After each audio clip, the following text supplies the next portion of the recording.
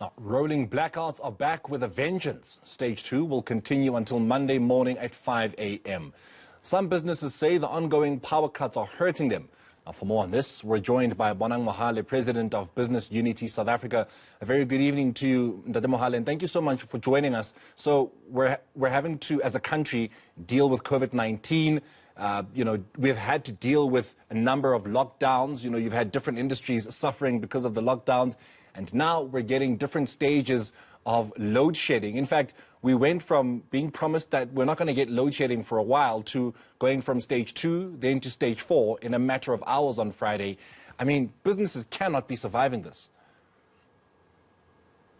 Morena Mothupi, thank you for having us. It is very clear that this ANC-led government spoke to the people at Eskom. That's why the Minister of the Department of Public Enterprises led that media briefing that said the stage 4 load shedding that was announced just before the elections is going to be reversed to stage 3 and then stage 2, so that by Saturday morning there is no longer load shedding, so that on Monday we can go and vote. As business, we knew very well that this is the 1st of November. On the 2nd, we will go back to stage 4 load shedding because the underlying problems were still there.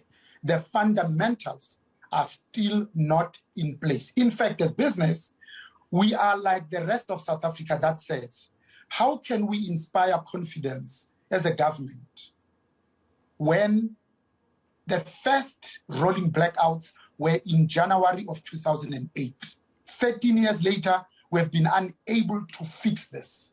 If we can't fix just our electricity, this used to be 60% of the entire continent's supply. We used to have 43 gigawatts.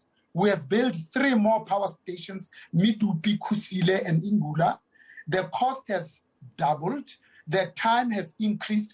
14 years later, we're not getting the 9.6 gigawatts that is supposed to come from Mothupi, which is 6 units, let alone Kusile, primarily because, again, the ANC chose to go into bed with Hitachi through Chancellor House. Therefore, when the costs move from 30 billion to 54 billion, there is no incentive to hold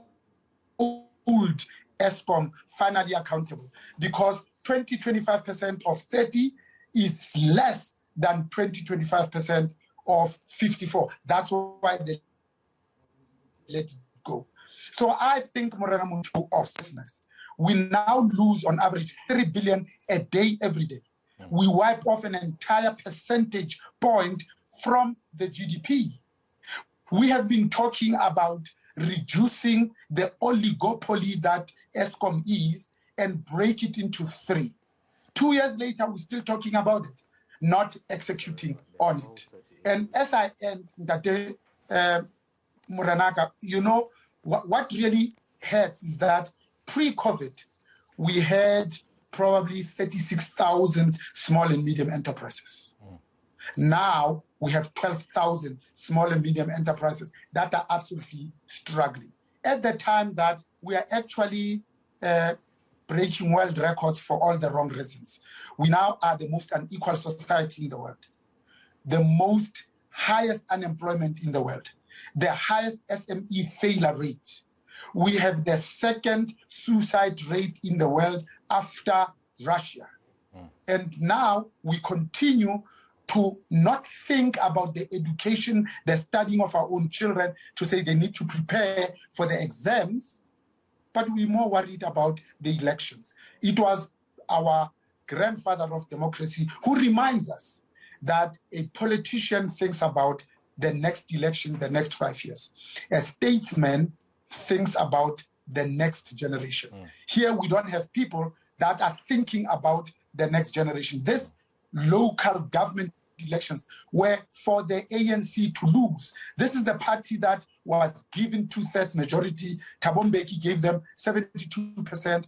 2016, they got 52%. And the writing was already on the wall that this year they will get less than 50%. And I think they're likely to get 46% because sewerage is running raw, water is threatening to be cut short, it's intermittent and unreliable, electricity is just not there. In fact, we are not even removing just ordinary garbage. This thing that we call services that we pay for in local municipalities. We have forgotten that in local municipalities, people don't care about ideology. In fact, people don't want big parties. They just want to know my councillor so that when I'm in the dark, I've got your cell number, I can call you, and you can really represent me. That the grass on our pavement could be cut and that we could be safe and secure, that our daughters could walk their dogs in the evening, not even at night. It's about safety and security. Morena Mothupi.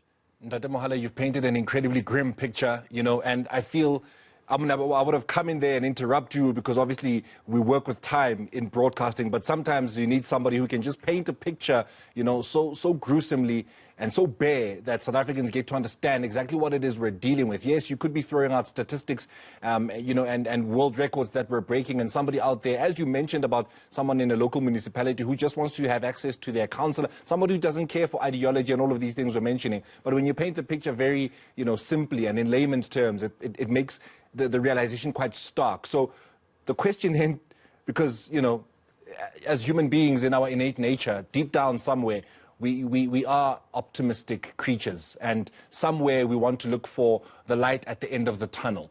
For the Republic of South Africa, as we sit here in a dark 2021 post-government elections where we were hoping that we could change our own destiny, is there any light at the end of this tunnel?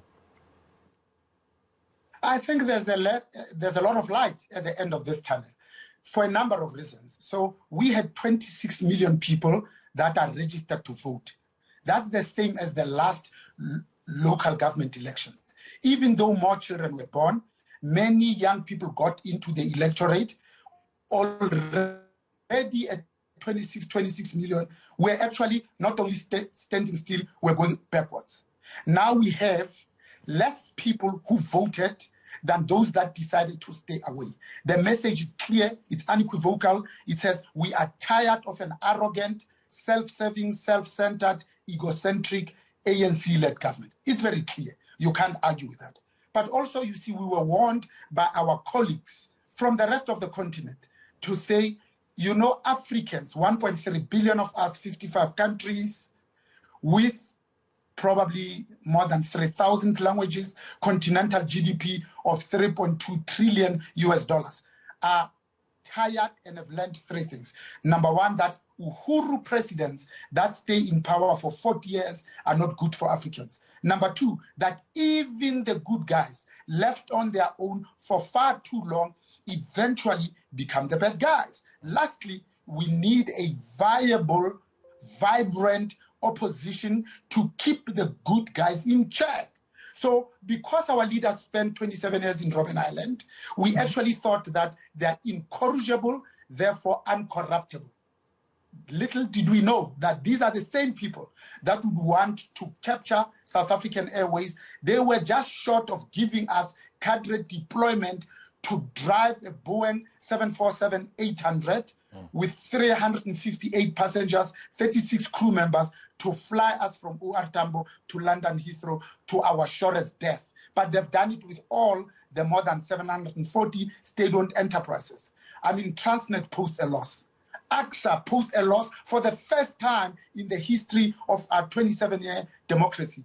In fact, you can count on one hand the number of state-owned enterprises and state-owned companies that are washing their own face and indeed that are profitable. That is absolutely frightening. Where Morena Mothupi, now we see inequality widening, racism at an all-time high, public education has collapsed, public health care continue to fail the poor and the vulnerable, and crucial infrastructure is laying barren, and as I end, lawlessness has now become an epidemic. I still say we are an optimistic people, especially in this country. our forefathers made sure that we come out of the dark days of apartheid, and I would like to imagine that we will come out of the dark days of load shedding and, a government that seemingly does not want to do for its people as much as it has promised that it will do. But, Bonang Mohale, we will leave it at that. Thank you very much for painting the picture that you did, and hopefully, South Africans manage to stand up in 3 years' time and decide their fate once again as we continue to go forward into a better country. That is, of course, Bonang Mohale, is coming from the Business Unity of South Africa.